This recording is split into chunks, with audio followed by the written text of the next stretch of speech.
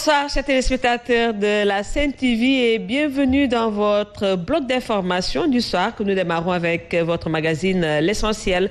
Alors, ce soir, nous nous intéressons aux investitures pour les locales. Pour en parler, je reçois sur ce plateau deux doyens, Pathé Mbodj, journaliste, analyste politique. Bonsoir, Pathé Mbodj. Bonsoir, Evelyne. Ibrahima Bahoum, journaliste, formateur et analyste politique. Bonsoir, doyen. Bonsoir, Evelyne. Bonsoir, tout le monde. Le tonitruand Abdoulaye Mbow, bonsoir. Bonsoir à vous, Evelyne. Bonsoir aux deux doyens, Pathé Mbodj et M. Bahoum. Evelyne qui a et vous allez vous tenir à carreau aujourd'hui parce que vous êtes entouré de deux. Evelyne qui a tous les symptômes du corona média. Faites très attention. Corona média. Ne vous en faites pas, je vais mettre mon masque. Alors, je disais tantôt que nous nous intéressons aux investitures.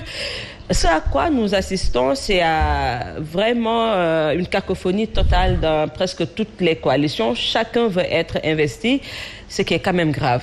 Pathé Mbodj. Oui, vous savez, il y a toujours beaucoup d'appelés, très peu d'élus. Il y a toujours plus de candidats que de nombre de sièges. Ils en sont à 571 postes de conseillers, en tout cas, à pourvoir. Et ils sont à 300 partis et coalitions de partis. En prenant 2 têtes de pipe par parti, vous avez déjà 600 candidats pour 571 postes. Il y a forcément des gens qui seront laissés en route et qui poseront problème. C'est ce qui se fait, mais c'est toujours dans la normalité du choix politique à certains moments. Si le choix est bon, il n'y a pas de problème, mais le choix ne peut pas être bon en l'espèce pour des raisons que nous verrons peut-être au cours de l'émission. Alors, Ibrahima Bahoum, on s'attendait quand même à une cohésion dans les coalitions de l'opposition, mais le mal est partout.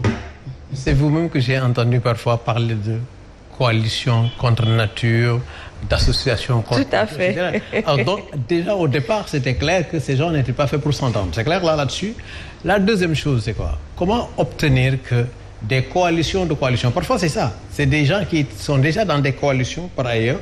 Et ensuite, d'autres coalitions viennent pour se mettre. C'est des coalitions de coalitions. Donc, les prétendants, comme il dit, sont très nombreux. Tout le monde ne rêve pas d'être maire.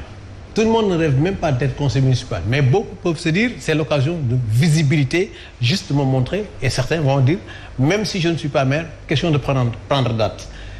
Ceux qui sont au pouvoir se disent que le président avait menacé en 2017 que ceux qui perdraient ceux qui ne gagneraient pas aux élections perdraient peut-être leur poste étatique. Donc, dans ce cas, chacun s'est dit, le président l'avait dit, mais en vérité, il l'a mis en pratique. Donc, cette fois-ci, c'est encore possible. Ceux-là se disent, c'est une occasion de continuer à occuper mon poste, sinon, je suis perdu. L'autre calcul, se disent, est-ce que le président Macky Sall va se représenter encore en 2024? Si ce n'est pas le cas, pour certains, ça veut dire que c'est la retraite politique tout de suite. Alors, il faut s'accrocher comme ils peuvent. Du côté de l'opposition, c'est la même chose. Certains prennent date, d'autres disent de toute façon, nous, ce qui nous intéresse, c'est simplement de gêner le président. Quoi que nous fassions pour gêner le président. Mais comment gêner le président? Aller avec des coalitions. Avec quelle coalition? C'est la question. Parce que personne n'a rien écrit. C'est juste de l'oral. Bon, oui, en termes, je suis d'accord. Mais quand tu finis d'être d'accord, tu t'en vas, surtout quand tu finis d'espérer. Et puisque, comme dit Pathé, il peut y avoir beaucoup d'appelés, peu d'élus, mais c'est que même en termes d'appelés, même ceux qui sont appelés ne sont pas aussi nombreux que ça. Ceux qui veulent être appelés ne sont pas nombreux. Et il y en a d'autres qui sont dans des coalitions comme ça, simplement, tout à fait par hasard, et qui se disent, ben, j'ai une occasion, je sais que je ne représente rien du tout, mais j'ai une occasion de passer par les médias en disant, oui, je ne suis pas d'accord pour telle chose, comme ça lui fait de la visibilité. Parce que comme je dis, et je répète depuis au moins quelques années, j'ai dit, l'entreprise politique au Sénégal, c'est la première occasion de s'enrichir, point. Et alors, c'est tous des entrepreneurs. Alors, pourquoi les locales, sachant qu'il y a les législatives qui arrivent, après il y a la présidentielle? Alors, d'emblée, je dois surtout rappeler qu'il sera très difficile et il est désormais impossible, je pèse bien mes mots, impossible d'avoir des coalitions dont les membres partagent la même obédience politique, les mêmes orientations politiques. Forcément, nous aurons justement des coalitions avec une composition hétéroclite, pour ne pas dire arc-en-ciel. Donc ça, c'est dans l'ordre normal des choses. Et justement, cela a commencé depuis la coalition Alternance 2000, pratiquement peu de temps avant l'élection du président Abdoulaye Wade à la magistrature suprême. Maintenant, pour les locales, ça peut se comprendre parce qu'en réalité, nous en sommes à plus de 557 collectivités territoriales.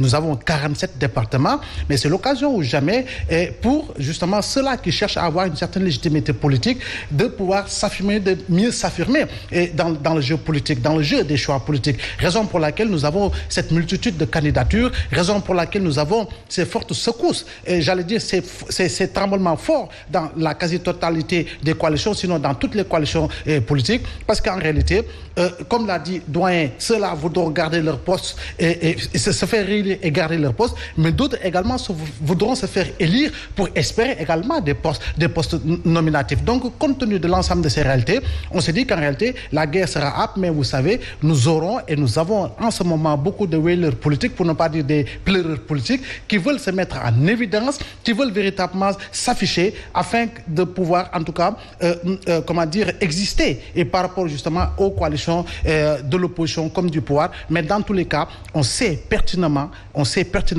qu'il y a véritablement des profils qui ne seront pas rejetés et par justement ceux-là qui vont voter, parce qu'en réalité, ils jouissent d'une légitimité politique, mais également compte tenu de leur expérience, mais également pour ceux-là qui sont encore au poste par rapport à leur bilan. Katimoudia, retournons sur la coalition Benno Bokk Yakaar, une grande coalition. Mais pourquoi l'exercice est si difficile? Parce qu'on a vu beaucoup de défiance au sein même de cette coalition, alors qu'avant, la voix du maître était tant soit peu audible. Bon, vous savez, c'est difficile pas seulement au sein de Benno, c'est difficile un peu partout. C'est difficile un peu partout parce qu'au fond, les coalisés, ce sont souvent des gens qui ont été rejetés, qui s'accrochent à une icône et qui espèrent, à travers cette icône, résister au rejet des populations.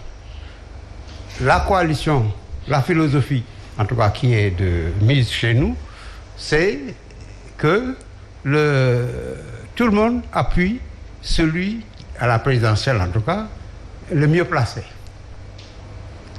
Or, quand on analyse la coalition Benno, ce sont tous les assisards qui ont été rejetés et qui sont allés rejoindre Macky. C'est-à-dire tout ce que la population a rejeté est revenu par la fenêtre avec la coalition Benno, d'une part.